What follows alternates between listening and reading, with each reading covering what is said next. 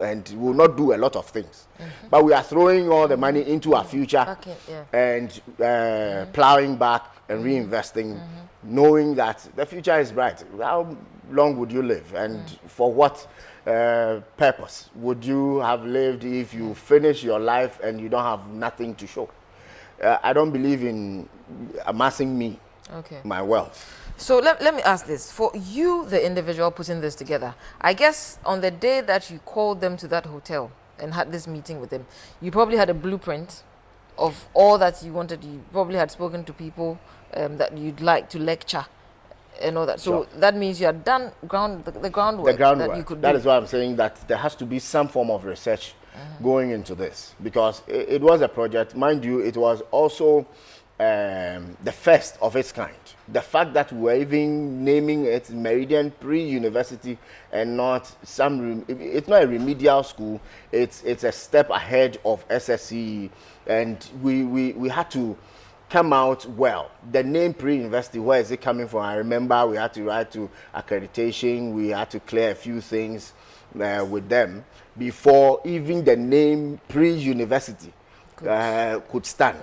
We had to go back and forth on that issue. So at this point, sometimes this is a point where you haven't seen anything off the ground yet. You are likely to lose or to be discouraged at this point.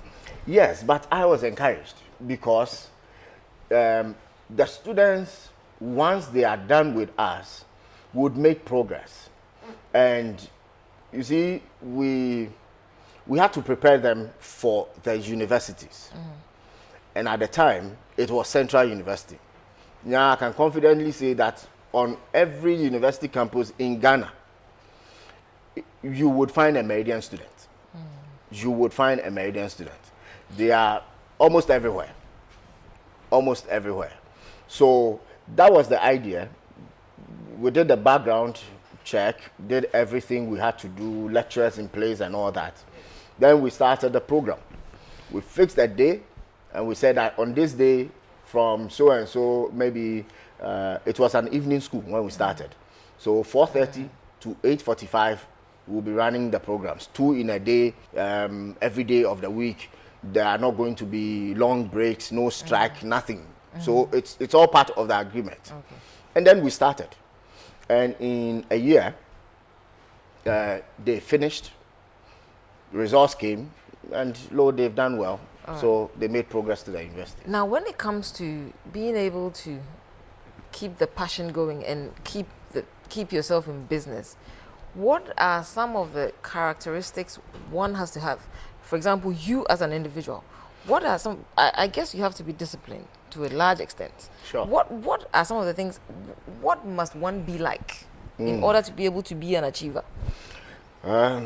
That is a very broad question, or a big one, but let me try and fill in the blank space. The discipline part, it can't be overemphasized. You need to be disciplined. For example, my daily schedule is that my body clock wakes me up around 2:30 a.m.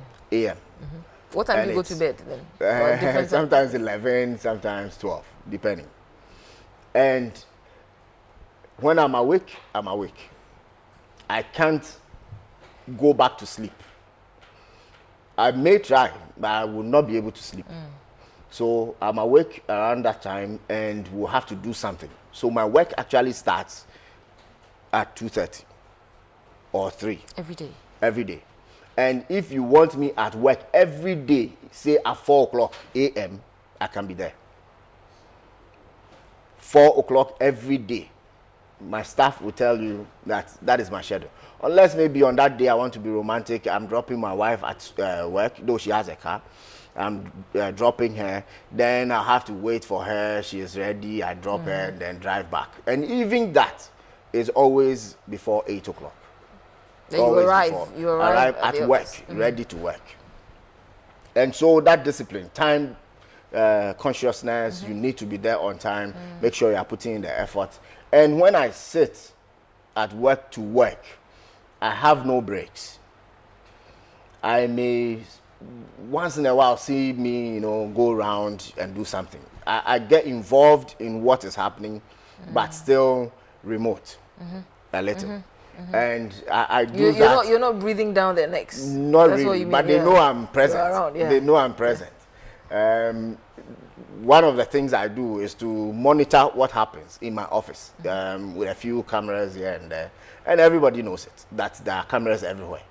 So in my office, I know who has come to work, who came on time, who did not, who is misbehaving, doing what I don't want. Maybe the fan is on in a particular place you don't want, turn it off and things like that. So I manage using the Big Brother concept in my office.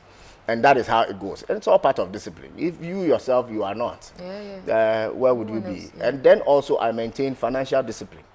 I do not want my personal cash or funds to be, you know, as it were, mixed up with that of the business. I separate the two. I pay myself, I have my checkbook, and when I need something and it's personal, I write my own check for it. If it is official, then the office will handle it. So you need to maintain discipline at different levels, personal, financial, even time and all that. And you need to be upgrading. Find a time to read, find a time to be ahead of the rest. And that is how it must go. Otherwise, I'm afraid you will not have a business. So time management is key, right? Very. Very, very. 24 hours. All of us have 24 hours. Yes. Okay. So